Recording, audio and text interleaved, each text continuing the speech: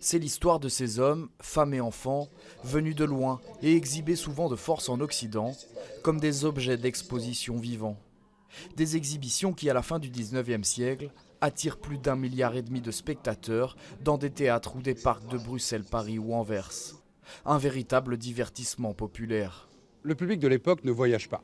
Au XIXe siècle, quitter l'Europe, voyager au fin fond du monde est quasi impossible. Les gens venaient en se disant que ce qu'ils allaient voir, ce serait la seule fois et unique fois de leur vie où ils le verraient. Donc ça a été d'abord un moteur incroyable, l'attente, la curiosité, la découverte.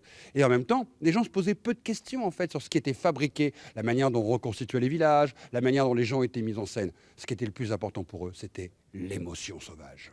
Des mises en scène d'exotisme bien orchestrées, car à l'époque, ces spectacles constituent une affaire bien lucrative pour certains impresarios européens. Ils véhiculent aussi un récit favorable aux puissances coloniales. Si je mets l'autre en scène, c'est que j'ai donc un pouvoir sur lui. Personne n'accepterait d'être exhibé s'il n'était pas dominé. Et donc c'est une manière allégorique de justifier la colonisation et même de démontrer que la colonisation se passe bien. On exhibe des populations que l'on montre sur la soi-disant lumière de la colonisation. 125 ans après l'exposition coloniale de 1897, l'Africa Museum propose aujourd'hui des documents inédits. Et avec la contribution de certains artistes, le musée cherche à déconstruire certaines perceptions héritées du passé.